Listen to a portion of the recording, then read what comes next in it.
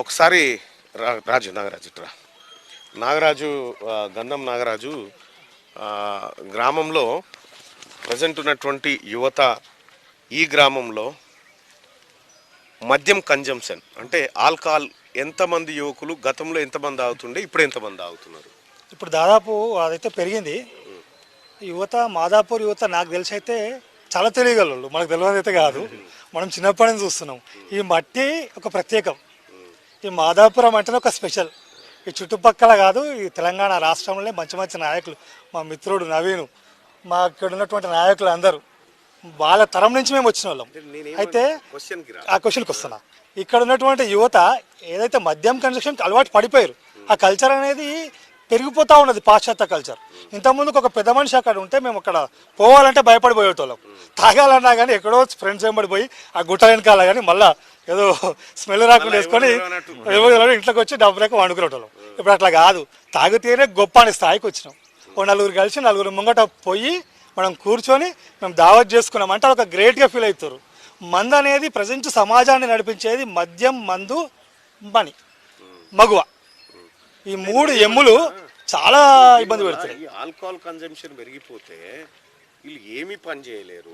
వీళ్ళు అటు కుటుంబానికి ఎక్కర రాకుండా ఇటు సమాజానికి ఎక్కర రాకుండా వాడిని కేవలం వైన్ షాప్ కోసమే జన్మనిచ్చినట్టుగా వాడు దానికోసమే బతుకుతున్నట్టుగా ఈ ముఖ్యంగా మన గ్రామంలో ఆ రోడ్డు మీద వైన్స్ కాడ చూస్తే అసలు విపరీతమైన జనము.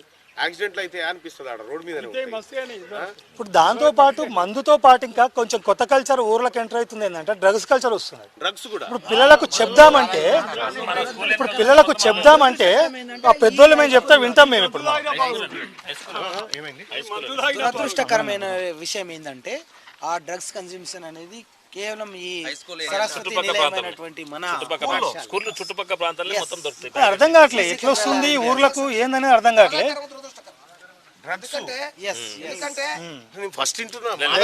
మాదాపూర్ కల్చర్ స్టార్ట్ అయింది, మాకు బాధ కల్పించే విషయం అదే. ఇప్పుడు విజ్ఞప్తి చేస్తున్నా, ఈ విషయాన్ని ఇమ్మీడియట్ గా ప్రభుత్వం దృష్టికి తీసుకుపోవాలి. ఈ డ్రగ్స్ కల్చర్ అనేది ఇంకా విష సంస్కృతులకు పాకిపోయిందంటే ఈ యొక్క చదువుకునే విద్యార్థుల యొక్క జీవితాలు మొత్తం ఆగమైపోతాయి, వాళ్ళ భవిష్యత్తు అగమ్య గోచరం అయిపోతుంది. ఎందుకంటే డ్రగ్స్ అలవాటు పడ్డ వ్యక్తి వాడు హత్య చేయడానికి కూడా సిద్ధపడతాడు. ఎందుకంటే ఇవాళ రాత్రికి 7 గంటలకు డ్రగ్స్ తీసుకున్నంటే మనకు రేపు 7 గంటలకు డ్రగ్ కావాలి. దానికోసం వాడు దొంగతనం చేస్తాడు, అవసరం అనుకుంటే తల్లిదండ్రుల ప్రాణం తీస్తాడు. దయచేసి నేను క్యూన్యూస్కు విజ్ఞప్తి చేస్తున్నా, ఇది గవర్నమెంట్ దృష్టికి తీసుకుపోవాలి. మల్లన్న గారు, ముఖ్యమంత్రి గారితో సంబంధాలు ఉన్నాయి, ముఖ్యమంత్రి గారు చెవిలో వేయాలని చెప్పి నేను మీకు మీ ద్వారా విజ్ఞప్తి చేస్తాను. విషయం ఏంటంటే ఈ మాదాపూర్ లో డ్రగ్స్ అనేది ఫస్ట్ టైం వింటున్నా. 3 ఏళ్ళ నుంచి స్టార్ట్ అయిందా? ఇంకా పెరుగుతున్నది. దగ్గర 1000 మంది 50 మంది ఇక్కడ సప్లయర్స్ కస్టమర్స్. ఎన్నిసార్లు పోలీసులకు ఇంటిమేషన్ ఇచ్చినా తెలిసి తెలియనట్టు పట్టుకోబోతున్నారు, మామూలుగా ఇచ్చి పెట్టేసి.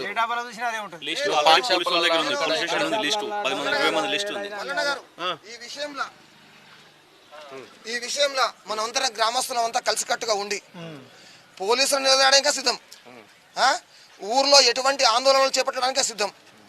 దానికి అయిన ఖర్చు మొత్తం నేను ఎక్కడి నుంచి తీసుకొని సమకూరుస్తా. ఈ డ్రగ్స్ అనేది సమూలంగా మళ్ళీ రాకుండా చేయాలని నా ఉద్దేశం. మంచి ఇనిషియేషన్ అన్న. అయితే వాస్తవానికి నాకు కూడా తెలియదు, మా గ్రామంలో ఈ డ్రగ్స్ గాంజాయి వాడుతూ ఉన్నారు పిల్లలు, ఈ చదువుకునే పోరగాలు వాడుతూ ఉన్నారు అన్నది తెలియదు. నిజంగా ఇది చాలా సీరియస్ విషయం. ఎందుకంటే 1000 మంది పిల్లలు ఉంటారు మళ్ళీ మాదాపూర్లో. యూత్ పిల్లలు 1000 మంది ఉంటారు. అంతే కాదు, అసలు ఈ సిస్టమ్ కొంచెం అలవాటు అయిపోతే అది ప్యాషన్ అనుకుంటున్నారు. అది ప్యాషన్ అనుకొని రేపు పొద్దున ఏం జరుగుతుందో అర్థం కాని పరిస్థితికి. పెద్దలంటే భయం ఉండదు, విలువ ఉండదు, ఏముండదు. మనకి అన్న చెప్పినట్టు ఇలా సాయంత్రం ఇలా తీసుకున్నాడు అంటే రేపు మళ్ళీ సాయంత్రం కావాల్సిందే. దాని గురించి వాడు ఏదైనా చేస్తాడు.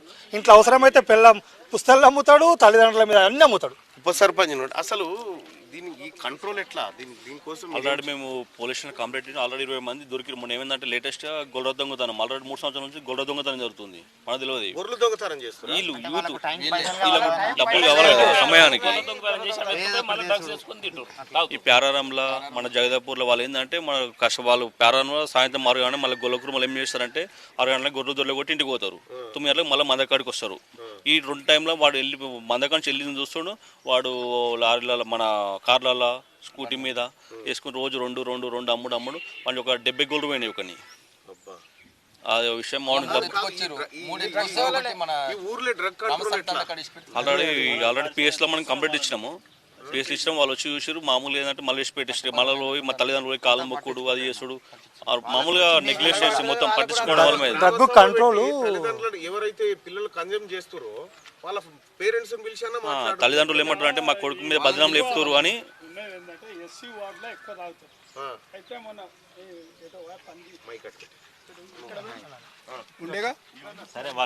ఆయనకు చెప్పినాము అందరం పిలిచి సాగు ఆయనకు చెప్పినాము పెద్ద మనిషి కదా చూడు మరి పిల్లలు చాలా చెడిపోతే అది ఊళ్ళకి బాగుతుంది యూత్ అంతా ఖరాబ్ అయిపోతారు చూడమని ఆ పిల్లని పిలిచి ఆ పెద్ద మేతర్ని పిలిచి చెప్పినాం. ఎక్కువ అక్కడికి వెళ్ళి స్టార్ట్ అయింది.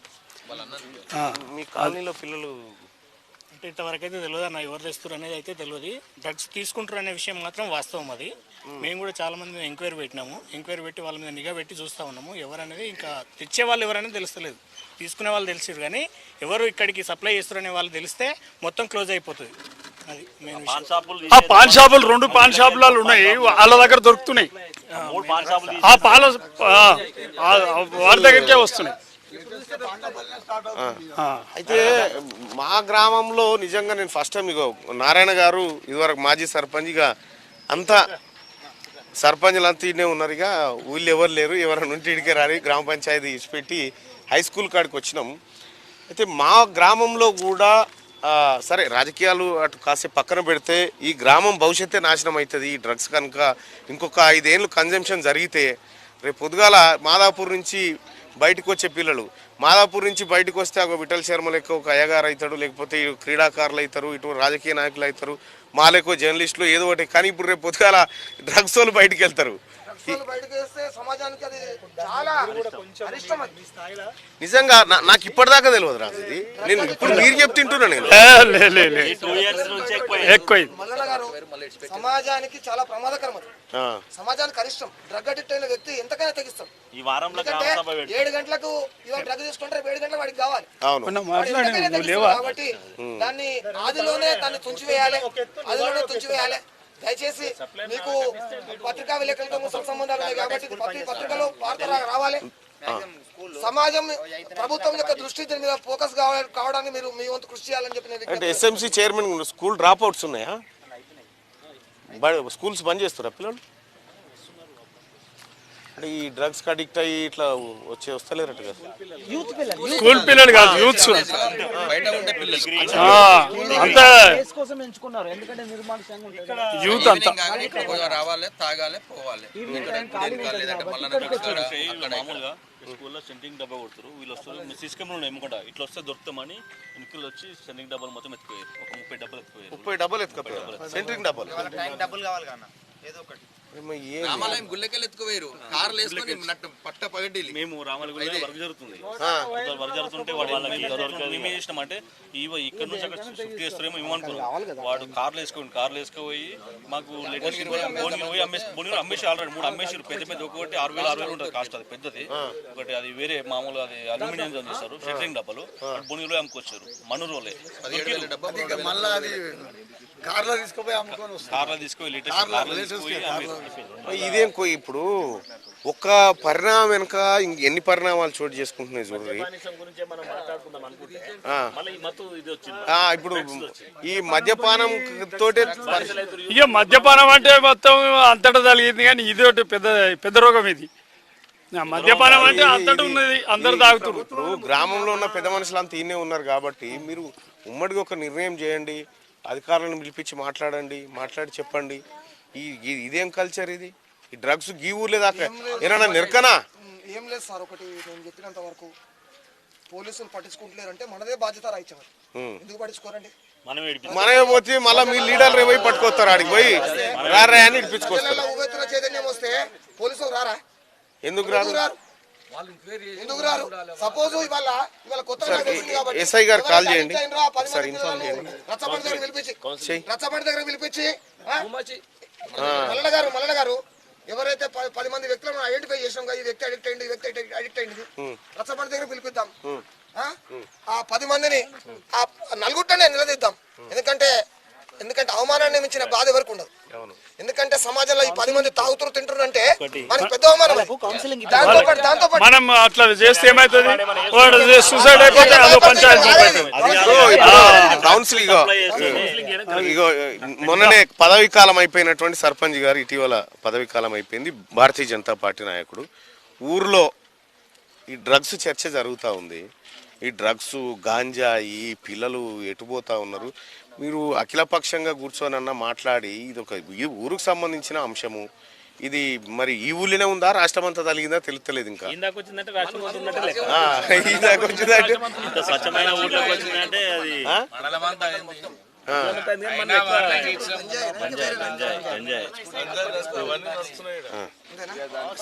హలో ఏమన్నా మీ దగ్గర ఫోటోలు నమస్కారం అండి ఎస్ఐ గారు.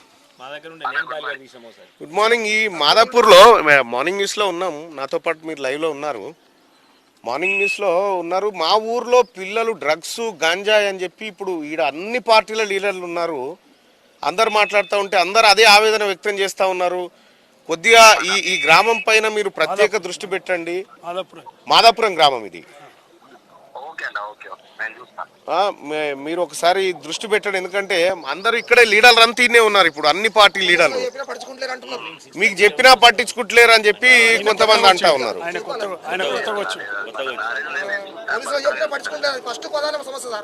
కొద్దిగా మీరు నిన్నయాలనే వచ్చినట్టున్నారు. కొద్దిగా చూడండి, నేను తీన్మార్ మల్లన్నని మాట్లాడుతున్నా. ఓకే, ఇంకేం లేదు. ఈ డ్రగ్స్ మానాలంటే సప్లై చేసేవాళ్ళనే పట్టేద్దామని చూస్తున్నాం. ఆ సప్లై చేసాడు కాకపోతే ఇంకో దుకాణం పోతాడు.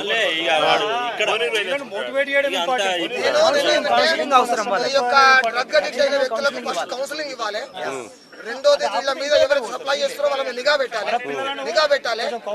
రెండోది మందుకు అడిక్ట్ అయిన వ్యక్తులు ఉన్నారు కదా, గంజాయికి అడిక్ట్ అయిన వ్యక్తులు, వీళ్ళే ప్రమాదకరం ఫస్ట్.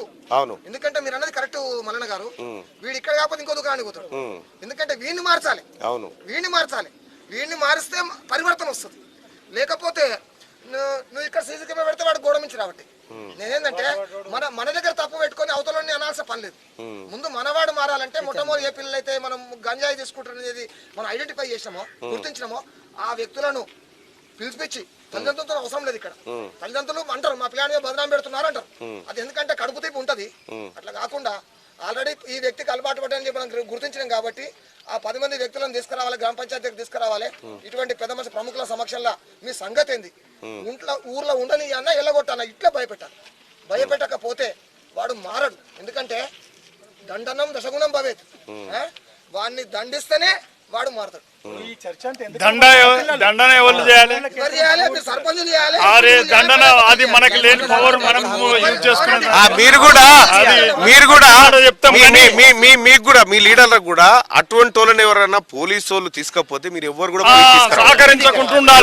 తీసుకురావద్దు, వాళ్ళని వాపస్ తీసుకురావద్దు. వాళ్ళకు కొంత శిక్ష పడితేనే వింటారు. ముఖ్యమంత్రి గారు కూడా మన అసెంబ్లీలో చెప్పిండు, రాష్ట్రంలోనే డ్రగ్ అనే పదమే వినపడొద్దు, ఆ మాటనే వినపడొద్దు అని చెప్పి ఒక కఠినమైన చట్టాలు కూడా చేస్తాం కూడా చెప్పారు. దాన్ని మనం షాక్ అవుతున్నా నేనే. డ్రగ్స్ మాదాపూర్ లో ఏందని